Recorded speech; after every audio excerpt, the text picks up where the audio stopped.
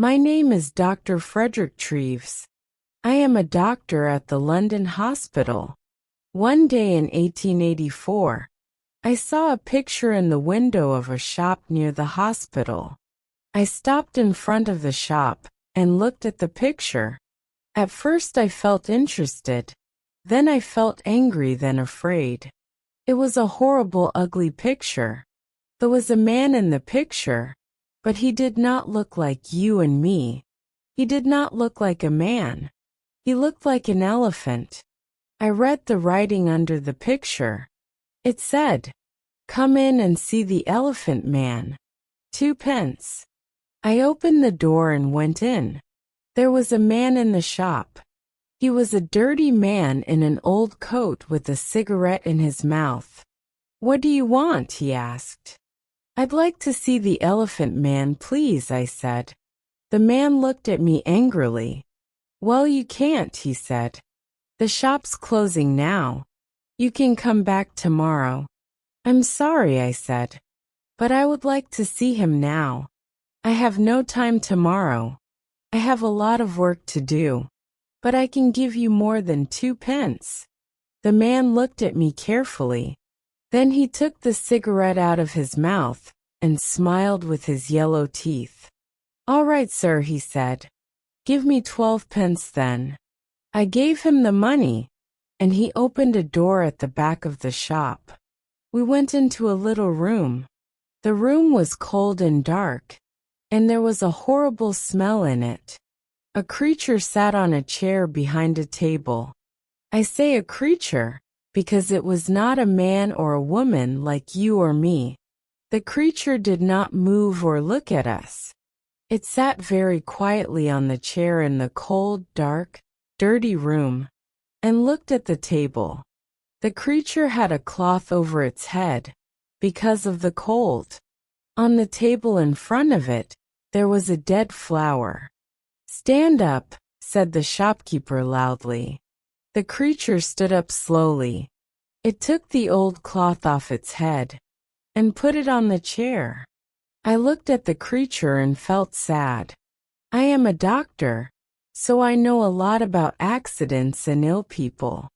I see horrible, ugly things every day. But this creature, this thing, was the worst of all. There were no men or women in the hospital like him. He wore some old trousers but no shirt, coat, or shoes, so I could see his body very well. His head was the most interesting thing.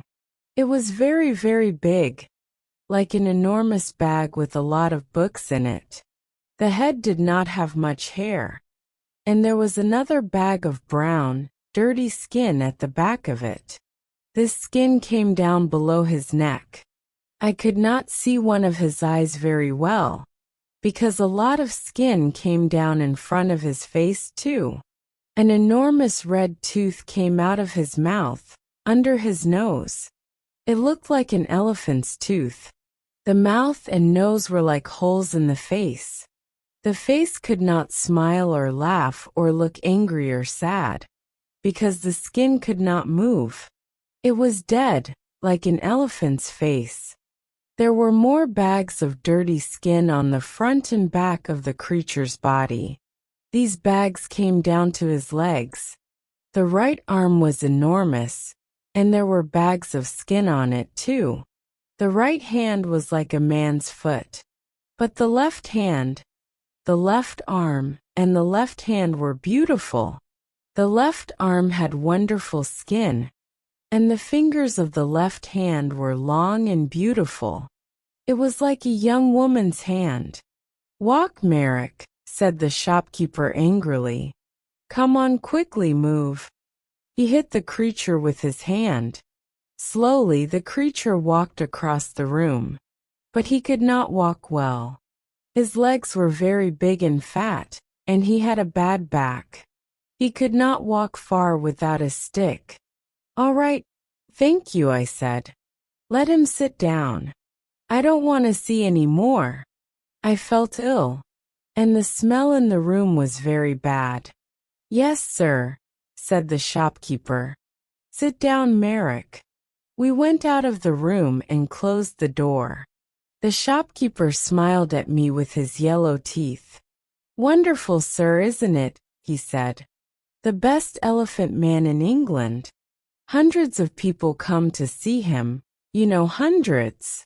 I take him all over the country, I do." "Yes, very interesting," I said. "Can I sit down?" "Yes, sir, of course. Here's a chair." He looked at me smiling. "Would you like a glass of water, sir?" "Yes, please," I said. Then I looked at the things in the dirty shop. There were 2 or 3 bad apples and some old black bananas. That was all. No, thank you. I'm all right," I said. Did you call the creature Merrick?" "That's right, sir. Joseph Merrick. The best elephant man in England.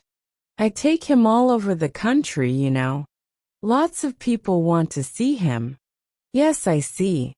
Do you get a lot of money?" "Well, sometimes we do, sir, yes.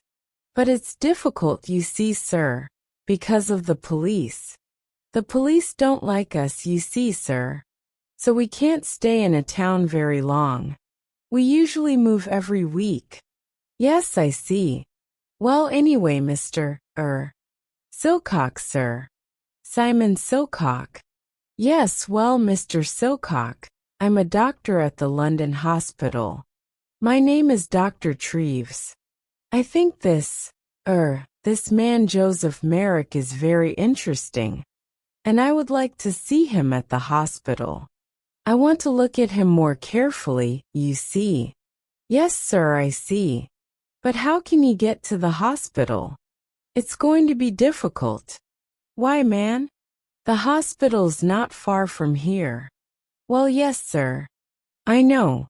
But you see, Merrick can't walk very well. He needs help. You can come with him. Do you want more money? Is that it?" "Well, yes, sir, I do. But you see, people are afraid of him too. In the road, little boys always run after him and hit him. Then the police get angry, because people are afraid. Sometimes they take us to prison." "I see," I said. "Well, how can he come to the hospital then?" "Bring a cab, sir," said Silcock. "You can take him to the hospital in a cab." So next day at 7 o'clock, I came to the shop in a cab. There were not very many people in the road, because it was early in the morning. In November it is dark at 7 o'clock in the morning, and I could not see the shop very well. I waited 5 minutes. A postman walked past. Then the door of the shop opened, and the creature Merrick came out. I could not see his face or his body. He had an enormous black hat on his head like a big box. A gray cloth came down from the hat, in front of his face. There was a hole in the cloth in front of his eyes. He could see out of the hole, but I could not see in. He wore a long black coat, too.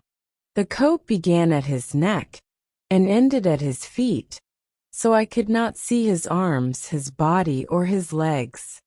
On his feet he wore big shoes like old bags.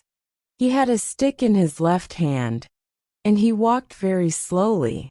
I opened the door of the cab and got out. "Good morning, Mr. Merrick," I said. "Can you get in?" "Out my pass steps," he said. "I'm sorry," I said. "I don't understand."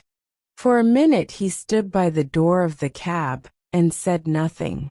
Then he hit the cab with his stick. "Steps," he said loudly. "Help me up the steps." Then I understood.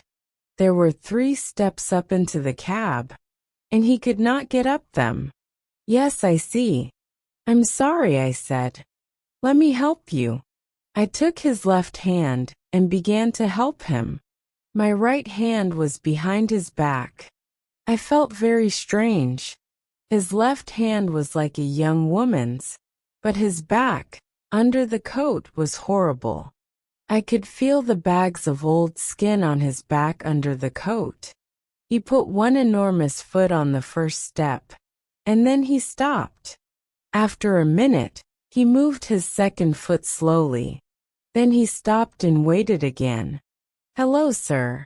Can I help you?" I looked behind me. It was the postman. And behind him, I could see 3 young boys. One of the boys laughed. The postman smiled. "Is the gentleman ill?" he asked. I thought quickly. Yes.